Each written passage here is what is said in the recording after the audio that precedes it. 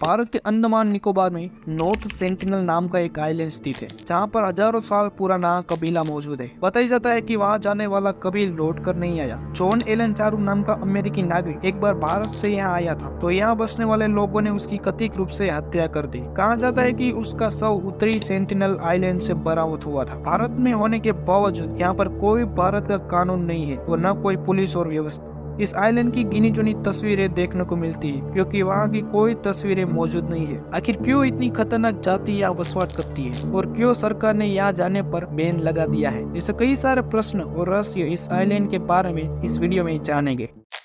Sentinel island जाना ban क्यों है? अगर आपको बताई जाए कि भारत में ऐसी भी एक जगह है जहाँ किसी के भी जाने पर रोक है, न कोई सरकारी अफसर जाते हैं, न ही कोई उद्योगपति, न कोई आर्मी और न पुलिस। यह किंग कॉन्ग फिल्म के स्कल आइलैंड की तरह है, जहाँ से वापस आना नामुमकिन माना जाता है। इस द्वीप का नाम है नॉर्थ सेंटिनल आइलैंड। आसमान से देखने पर यह द्वीप किसी भी आम द्वीप की तरह एकदम शांत दिखने वाला, हरा भरा और खूबसूरत नजर आता है, लेकिन फिर भी यहाँ कुछ ऐसा है जिससे ना तो पर्यटक और ना ही मछुआरे वहाँ जाने की हिम्मत जुटा पाते हैं। प्रशांत महासागर के नॉर्थ सेंटिनल आइलैंड पर एक ऐसी रहस्यमय आदिम जनजाति रहती है जिसका आधुनिक युग से कोई लेना देना नहीं है। वह ना तो कोई किसी बाहरी व्यक्ति के साथ संपर्क रखते हैं और ना ही किसी को संपर्क रखने देते हैं। जब भी उनका सामना किसी बाहरी व्यक्ति के साथ होता है तो वे हिंसक हो उठते हैं और घातक हमले कर देते हैं। साल 2006 में कुछ मछुआरे गलती से इस आइलैंड पर पहुंच गए थे। इससे पहले ही वे कुछ समझ पाते उन्होंने अपनी जान गंवानी पड़ी। इस जनजाति के लोग आग के तीर चलाने में माहिर माने जाते हैं, इसलिए अपनी सीमा क्षेत्र में कम ऊंचाई पर उड़ने वाले विमानों पर भी इस गोलों से हमले कर देते हैं। कितना पुराना है आइलैंड? बंगाल की खाड़ी में बसे यह द्वीप यूं तो भारत का हिस्सा है, लेकिन यह हमेशा से ऐसी पहेली बना रहा है जिसे कोई भी सुलझा नहीं पाया।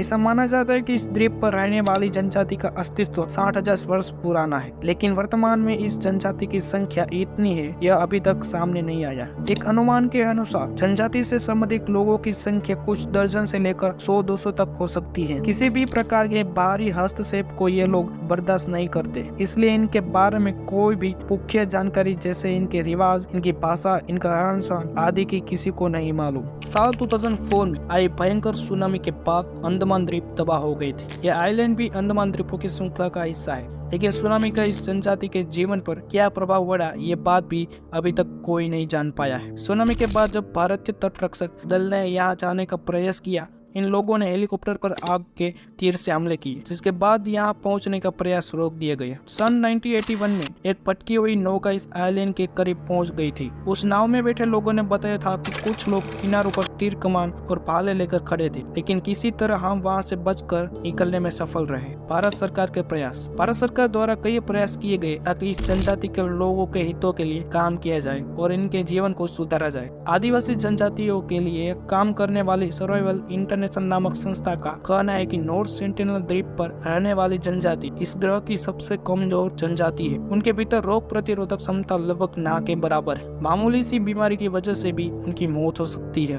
अन्य लोगों से पूरी तरह अलग होने की वजह से इन लोगों का संपर्क बाहरी दुनिया से पूरी तरह कटा हुआ है, इसलिए महामारी से उनकी जान जाने का खतरा बहुत ज्यादा है। अंडमान और निकोबार प्रशासन ने 2005 में कहा था कि उनका सेंटिनलीज की जीवन शैली या आवास में हस्तक्षेप करने का कोई इरादा नहीं है और वे उनके साथ आगे संपर्क करने या द्वीप पर कानून लागू करने में रुचि नहीं रखते हैं। History of north sentinel island. अक्सर इस जनजाति के लोगों को पाषाण काल की जनजाति भी कहा जाता है, क्योंकि तब से लेकर अब तक इनके भीतर किसी भी प्रकार का बदलाव नहीं आया है। शायद इसकी वजह है इनके भीतर ग्रहणशीलता की कमी और बाहरी दुनिया से दूरी रखने का स्वभाव है। ये जनजाति विश्व की सबसे ज्यादा खतरनाक और बेहद अलग थलग रहने वाली जनजाति है। इतना ही नहीं, ये एकमात्र ऐसी जनजाति है जिनके जीवन या अंदरूनी मामलों में भारत सरकार भी दखल नहीं देती। दोस्तों, इस आइलैंड के बारे में आपकी क्या राय है? कमेंट करके जरूर बताना और वीडियो इंफॉर्मेटिव लगा तो सब्सक्राइब करना।